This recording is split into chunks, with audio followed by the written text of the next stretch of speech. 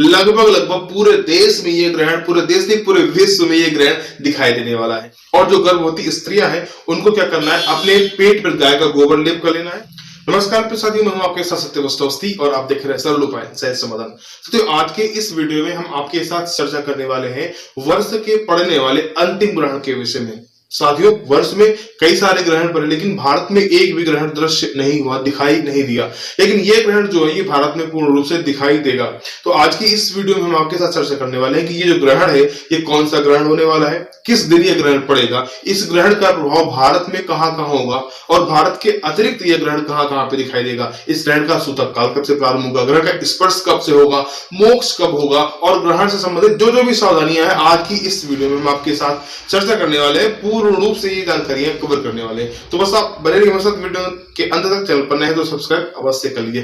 चलिए सबसे वीडियो को प्रारंभ करते हैं। देखिए, ग्रहण एक खगोलीय घटना है जो प्रत्येक वर्ष होनी ही होनी होती है। तो हमको आपको डरने की आवश्यकता नहीं है, कुछ सावधानियां होती हैं जो हमें आपको करने की आवश्यकता होती है। तो देखिए साथियों, जो ये वर्ष का अंतिम ग्रहण है ये चंद्र ग्रहण है। और जैसा कि हम सभी जानते हैं कि जो चंद्र ग्रहण होता है वो पूर्णिमा के दिन होता है और जो सूर्य ग्रहण होता है वो अमावस्या के दिन होता है। तो निश्चित तौर पर आपको ये पता लग गया होगा कि ये जो ग्रहण है ये पूर्णिमा के दिन होने वाला है। कौन सी पूर्णिमा? यही जो शरद पूर्णिमा आ रही है 28 अक्टूबर को। 28 अक्टूबर की रात में ये ग्रहण पड़ेगा, क्योंकि 12 बजे के बाद होगा, इसलिए 29 अक्टूबर में वो काउंट होगा। तो आइए समझ लेते हैं कि ग्रहण का स्पर्श कब से होगा, मोक्ष कब होगा और ग्रहण का पीक कब रहेगा। देखिए साथियों, जो ग्रहण का स्पर्श है वो 28 अक्टूबर की रात में, यानी कि चूंकि 12 के बाद है इसलिए 29 लग जाएगा। तो 28 अक्टूबर की रात में 1:05 पर यह ग्रहण लगेगा। अगर हम अंग्रेजी भाषा में कहें तो 29 अक्टूबर को 1:05 AM पर यह ग्रहण लगने वाला है। और जो ग्रहण का पीक होगा, यानी कि जो ग्रहण का मध्य होगा, वो रात में 1:44 पर रहने वाला है। और उसके बाद में जो ग्रहण का मोक्ष होगा वो रात में 2:23 तक रहेगा। यानी कि कुल मिलाकर हम समझे तो ग्रहण का जो स्पर्श है वो रात में 1:05 पर होगा और जो ग्रहण का मोक्ष है वो रात में 2:23 होगा। यदि कुल समयावधि की बात करें तो यह ग्रहण कुल मिलाकर के 1 घंटे 13 मिनट तक का रहने वाला है। अब आइए समझ लेते हैं कि ग्रहण का सूतक कब से प्रारंभ होगा। देखिए साथियों, जैसा हम सभी जानते हैं, शास्त्रों में बताया गया है, हमने पिछले कई वीडियो में भी आपको बताया है कि जो सूर्य ग्रहण है उसका सूतक 12 घंटे पहले लग जाता है और जो चंद्र ग्रहण है उसका सूतक ठीक 9 घंटे पहले लगता है। शास्त्र में कहा गया चंद्र ग्रहण तो याम आसीन बाल वृद्धा तुरैर्विना, यानी कि चंद्र ग्रहण का जो सूतक है वो चंद्र ग्रहण के स्पर्श से 9 घंटे पहले लग जाता है। और इस सूतक का प्रभाव बाल वृद्धा तुरैर्विना, यानी कि बाल वृद्ध और रोगियों के लिए कोई इसका प्रभाव नहीं होता है। उन जो दवा खाते हैं, जो कुछ भी करते हैं वो सब कुछ करेंगे, उनके लिए कुछ खास सावधानी की आवश्यकता नहीं होती है।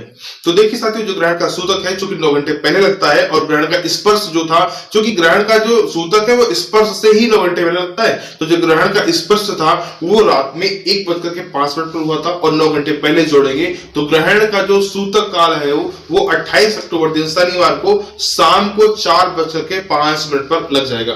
4:05 ग्रहण का सूतक लगेगा और जो ग्रहण का स्पर्श है वो कब होगा? 1:05 पर। और जो ग्रहण का मोक्ष है वो कब होगा? 2:23 पर। तो बात समझ में आ गई ना। अब आइए समझ लेते हैं कि ये ग्रहण भारत के अलावा और कौन कौन से देश हैं जहां भी ये ग्रहण दिखाई देगा। तो देखिए साथियों, ये ग्रहण भारत के अलावा यूरोप, एशिया, अफ्रीका, उत्तरी पश्चिमी अमेरिका, पैसिफिक, अटलांटिक एवं अंटार्कटिका के आसपास के क्षेत्रों में यह ग्रहण पूर्ण रूप से दिखाई देगा। कुल मिलाकर आप यूं समझिए लगभग लगभग पूरे देश में यह ग्रहण, पूरे देश नहीं पूरे विश्व में यह ग्रहण दिखाई देने वाला है। तो हम सबको ग्रहण से संबंधित जो कुछ भी सावधानियां हैं वो हमको अवश्य निश्चित रूप से बरतनी चाहिए। अब आइए समझते हैं ग्रहण में क्या करना चाहिए। देखिए साथियों, ग्रहण का सूतक लग जाने के बाद में मूर्ति स्पर्श करना, मूर्ति को स्पर्श करके उनका पूजन करना और मंदिर में प्रवेश करना, भोजन करना, स्त्री प्रसंग करना, यात्रा करना, ये सारे कार्य जो है वो ग्रहण के समय में और ग्रहण के सूतक के समय में ये सारे के सारे कार्य निषेध माने जाते हैं। खास करके ग्रहण के समय में काम तो करना ही नहीं चाहिए, यहाँ तक कि सोना भी ग्रहण के समय में मना होता है। यात्रा करना, ये सारी कुछ हमने आपको बताई, ये सारी कुछ ग्रहण के समय में आपको नहीं करने चाहिए।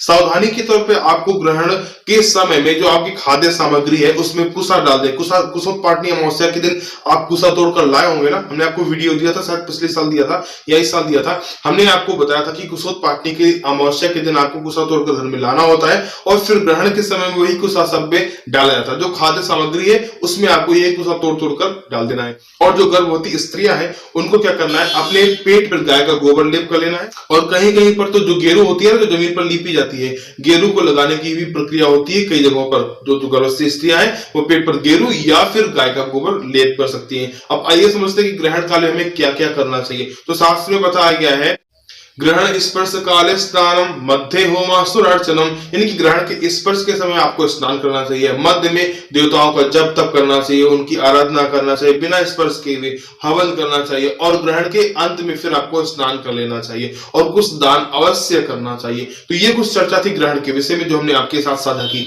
आशा करते हैं ये वीडियो आपको पूर्ण रूप से समझ में आ गया होगा। मिलते हैं अगले वीडियो में, तब तक के लिए नमस्कार।